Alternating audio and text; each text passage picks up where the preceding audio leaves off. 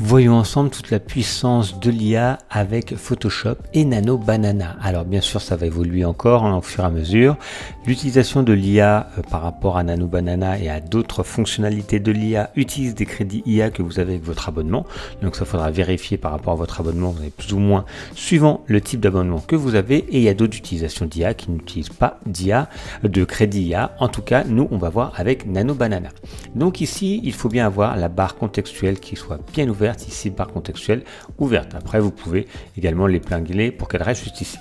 Alors, en fait, je vais sélectionner ici le mannequin. Je vais vouloir avoir une vue de 3/4 plongeant. On va voir, hein, parfois, vous allez voir les prompts qu'on écrit, ils correspondent pas exactement au résultat. Donc, j'ai tout sélectionné, que ce soit en arrière-plan ou pas, peu importe. Et je clique sur, vous voyez, les petits pointillés, remplissage génératif. Et ici, je veux changer la prise de vue en prise de vue 3/4 en vue plongeante. On va voir s'il comprend.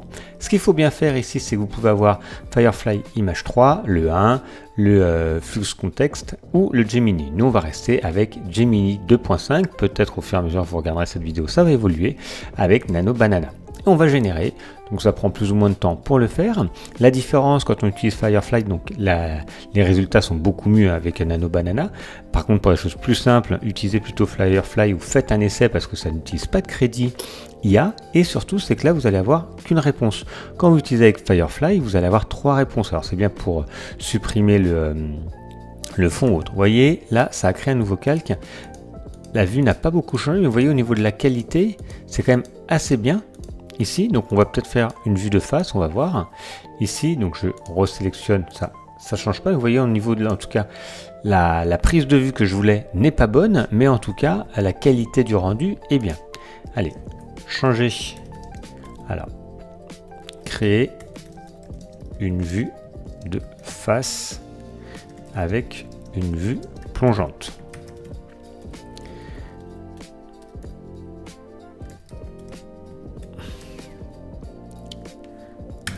On va redemander, donc normalement il va se mettre de face, après on va voir au niveau des bras, je pense qu'il va rester à peu près dans le même orientation, on pourra demander encore d'autres choses, et après ce qu'on va s'amuser à faire, c'est à lui changer ses vêtements, on va rajouter des éléments, parfois, pour voir comment ça va évoluer dessus, on va surtout, voilà.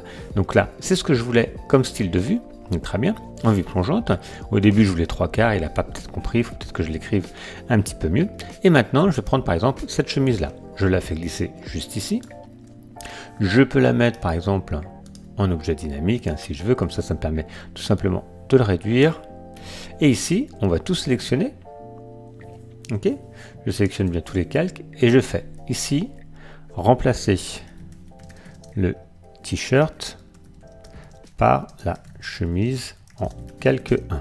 Comme ça, ma chemise ici, elle est en calque 1, je lui dis que c'est ça, et normalement, il va supprimer ça pour le mettre à la place de son t-shirt. On va voir l'évolution, on va voir tout ça. Vous voyez, au niveau de la prise de vue, hein, il a bien la même tenue, au niveau des chaussures, au niveau de l'expression, au niveau du t-shirt, etc. C'était vraiment ce qu'il y avait avant. Donc là, à chaque fois, ça va créer un nouveau calque, ce qui nous permet de changer, de modifier. Donc voilà, là, il l'a bien fait, c'est très bien.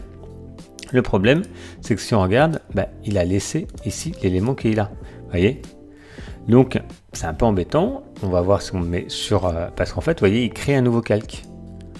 Donc là, ce qui est derrière, on peut pas le cacher. Donc, ici, remplacer le t-shirt par la chemise 1 et supprimer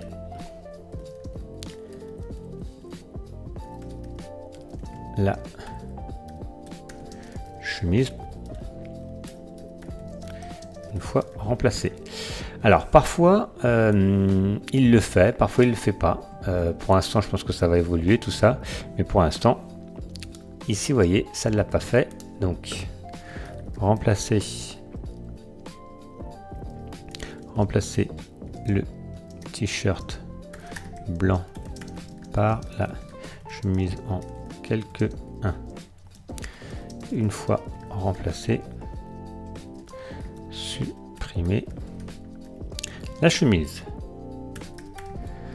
On va générer et cette fois, j'espère que ça va bien supprimer la chemise pour la mettre. Ça l'avait bien mise, mais le problème, c'est que vous voyez, il est dessus. Parfois, sinon, il faudra le mettre sur le côté ou créer un autre élément, mais normalement, il devra le supprimer si tout est bien. On va voir le résultat et après, on va essayer avec un blouson. Voilà, donc là, il l'a bien supprimé. Vous voyez, c'est vraiment très intéressant au niveau du résultat. Donc, il y avait cet élément-là qui était ici, hein, ici, celui-ci. Et vous voyez, il a bien mis. On voit même vraiment, c'est assez bien au niveau de la réponse. Alors, il y a des petits motifs qui ont peut-être bougé, mais si on regarde ici, c'est vraiment le même motif qui est là au niveau du bouton, vous voyez. Donc ça c'est parfait. Donc vous voyez, rapidement, quand vous avez un mannequin, un produit, si vous voulez faire ça pour vos produits autres, vous n'avez plus besoin de faire tonnes de prises de vue. Et après, pareil, vous avez fait peut-être un shooting photo, vous avez rajouté d'autres éléments et on va pouvoir comme ça ajouter au fur et à mesure et changer. Allez, on va essayer de nouveau ici. Après, on va rajouter une personne. On va essayer avec cet élément-là. Ici, donc je vais le mettre au-dessus ou même en dessous, comme ça on va l'avoir ici, normalement il va le comprendre. Donc je sélectionne tout, ici, remplacer la chemise par le blouson du calque 2, supprimer le blouson une fois remplacé. Allez, on va générer et après on va peut-être rajouter d'autres personnages. On va essayer d'intégrer tout ça pour voir si de toute façon on rajoute une personne qui n'est pas dans la même position, on redemande, on va voir comment ça fait tout ça. Donc c'est quand même assez bluffant, hein. Bien sûr ça va évoluer au fur et à mesure, ça c'est sûr et certain. Et donc là, ça ne l'a pas remplacé, ah, il est en dessous, donc ça ne l'a pas remplacé. Je vais le supprimer et je vais le refaire, je vais le placer au-dessus. Je vais le transformer en calque dynamique. Ici, comme ça, je vais pouvoir le mettre un peu sur le côté. Voilà. Ici. Et donc, je resélectionne tout. Alors, je valide, je resélectionne tout. Je sélectionne les éléments. Remplacer la chemise. Ah, bah là, je vais retirer d'ailleurs. Ah, il est ici, pardon. Remplacer la chemise du mannequin par le blouson noir du calque 2. Une fois remplacé, supprimer le blouson de l'image. Générer, donc j'ai bien tout sélectionné, on fait générer et on va voir maintenant si ça l'a bien fait. Normalement là, il va bien le régénérer, mais vous voyez, il y a quand même des petites erreurs qui se font par rapport à la manière dont on le dit. Après, si vous l'utilisez plusieurs fois, vous pouvez garder des prompts qui ont fonctionné, faire des copier-coller pour les garder et comme ça pour les réutiliser. Voilà, il a repris bien l'élément. Vous voyez, il a pris le blouson. C'est assez correct, donc il y a un petit peu de différence, hein. Il n'est pas aussi brillant, mais vous voyez, c'est quand même assez bluffant au niveau de la mise ici du blouson dessus. Vous voyez, après le reste ici ça n'a pas bougé et donc là on va essayer maintenant de rajouter tout simplement la personne qui est ici. Je vais la mettre là, on va agrandir peut-être déjà l'élément qui est ici, voilà. Alors oui, ça je vais le remettre.